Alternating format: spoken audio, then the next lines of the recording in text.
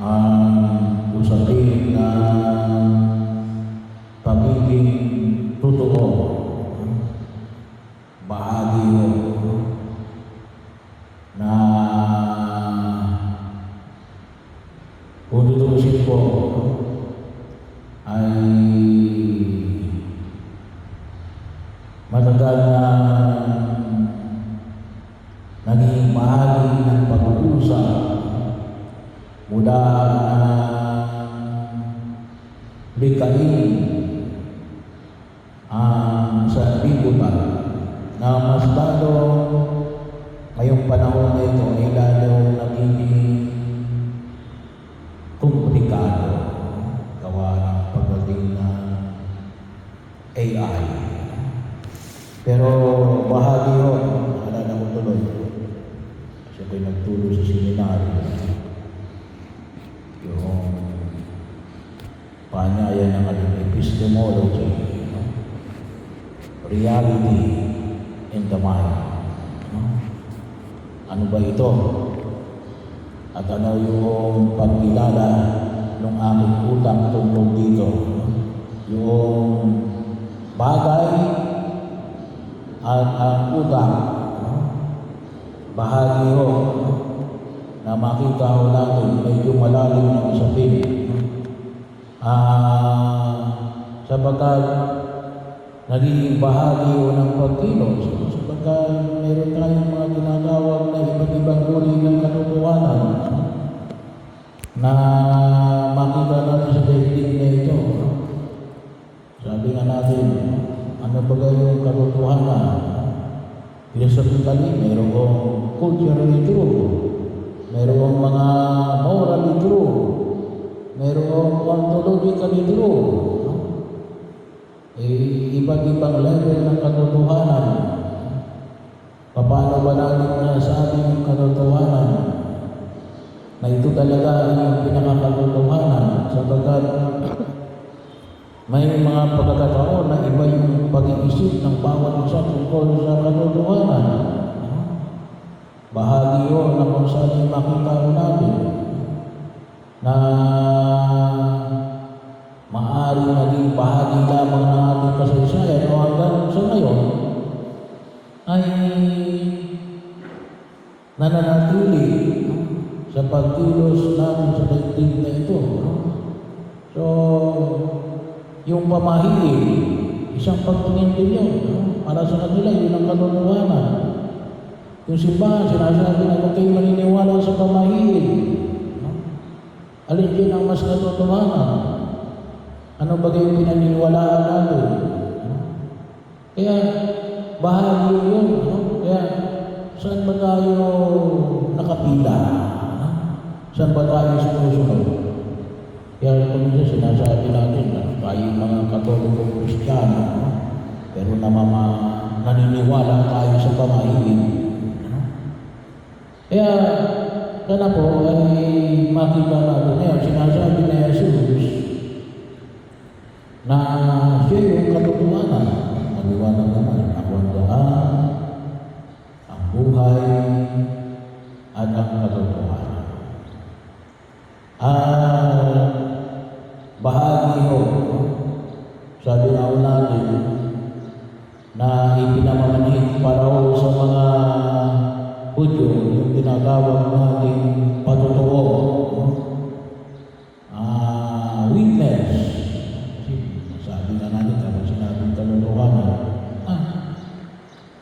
ito yung mas maraming nagpahayag.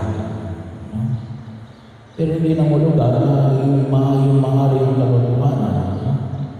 Pero sa komunidad na kinabibilangan natin, maaari yun ang pag-isipan na yun ang katotohanan. Kaya anong hinahanap ng tao? Patotoo. Mga patotoo. Pero tulad ng pinahayag na Jesus, kung hindi talagang tunay na katotohanan, hindi niya kinakailangan ng patotoo. Pero dahil tayo ay tao, tayo ay naghahanap na Para masabi natin na ito ang katotohanan. Well, depende yun. Sabi natin sa pagkaunawa. Kasi mayroong mga katotohanan na yun lamang yung nakita nila na katotohanan. Pagkakataon na kung saan ay o maaaring hindi magiging maliwanag yung buong pagkilala ng tinatawag natin katotohanan. Pero bilang tao, para po sa batas ng Hudyo, sabi nga ay at least 3 witnesses. Bahagi yun. 2 or 3 witnesses na magsasabi na rin na yun yung katotohanan.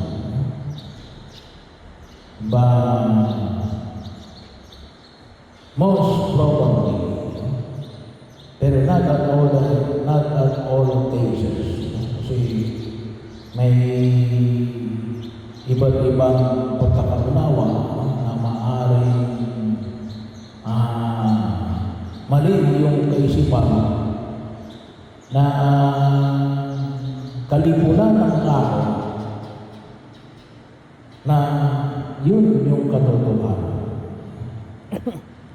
Kaya nga ako, kahit ako sa pananampalataya, sinasabi natin, dito ko sa mati, ito yung totoo. Yun ang marinig natin sa bawat relihiyon at sekta. Ito yung katotohanan. Bagaman magkakaiba. Kaya yung panayan na pinapahayan ng Jesus na yung katotohanan nawa ay makita ng tao at isang sumisira sa pagkaunawa ng katotohanan ng alin. Yung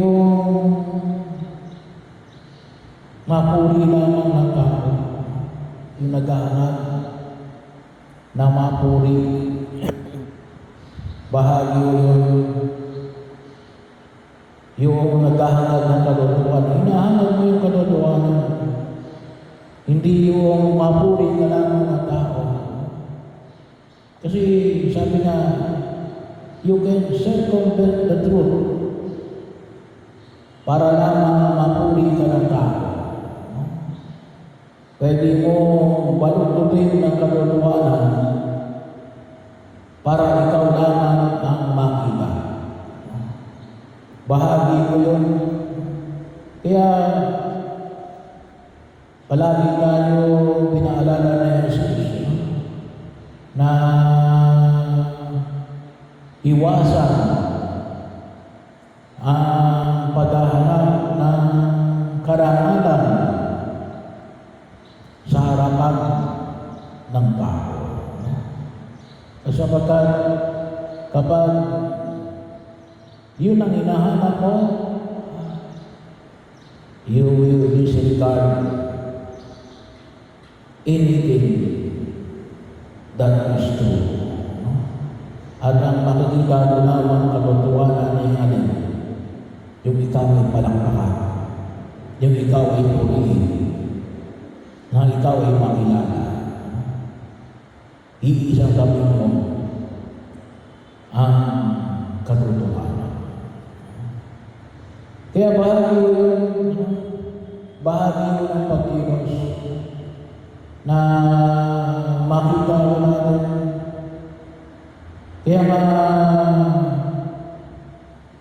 pagkakataon na maging bahagi na natin pag-inilay natin, na hanapin talaga natin yung katotohanan. Kaya napakalaga yung malawak na pagkaunawa tungkol sa mga bagay sa daigdig na ito. At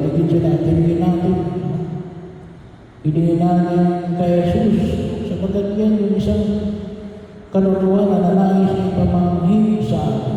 Siya yung katotohanan. Pero kapag hindi mo nakilala sa Jesus, paano mo malalaman ang katotohanan?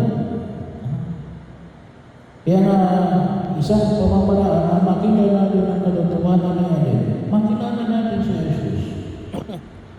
Kasi sa pamagitan niya, ipinakikita sa atin ang ilang katotohanan ng daigdig na ito. Well, kapag sinabi natin ay higit sa lahat na magabayan ka, lalo-lalo na kapag ang pinag-usapan natin ay ang pagkahat natin sa daigdig na ito upang higit natin pakilabanan ang pagliligtas ng Diyos. Kaya nga, isang patuloy na paanyaya ang problema nga ngayong panahon na ito, the explosion of information. Napakaraming informasyon na yan. Ngayon, sabi nga natin, sa mga dami ng informasyon, hindi natin makita ngayon kung alin dito yung katotohanan.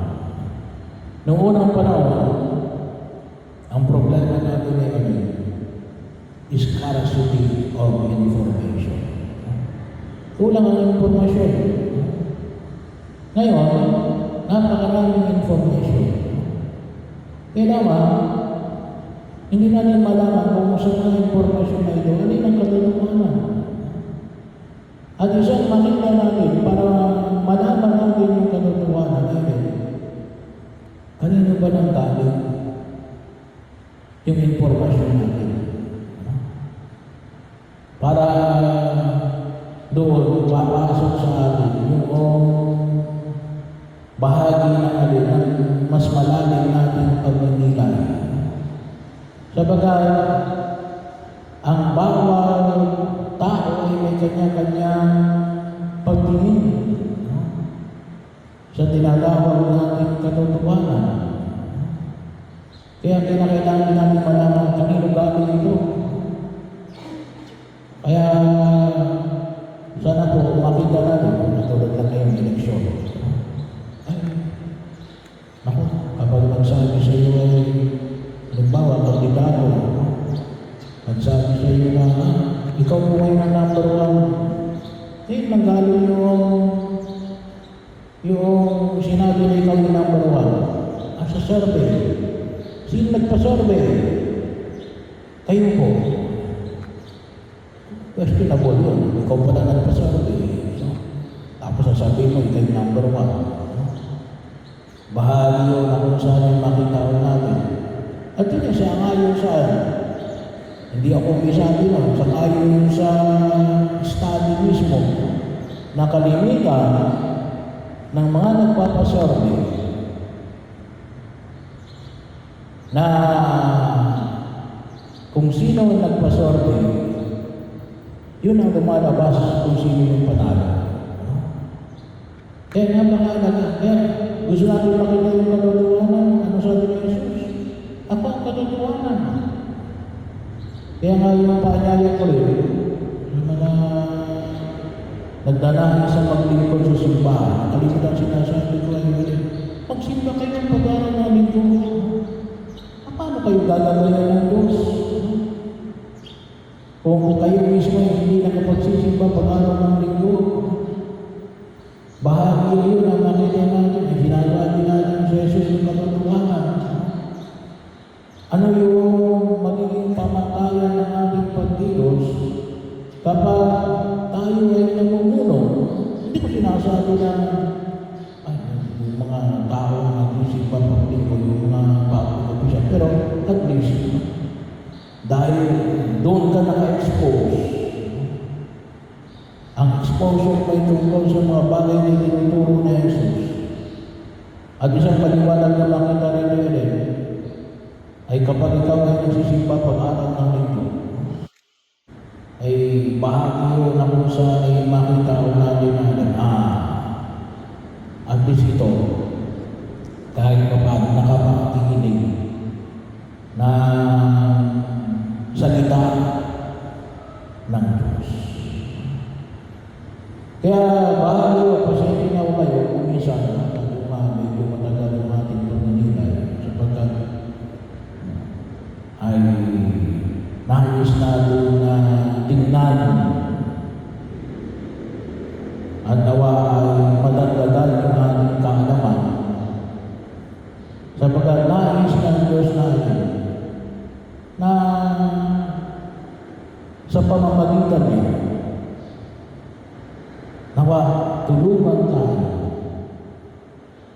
na hanapin at matagpuan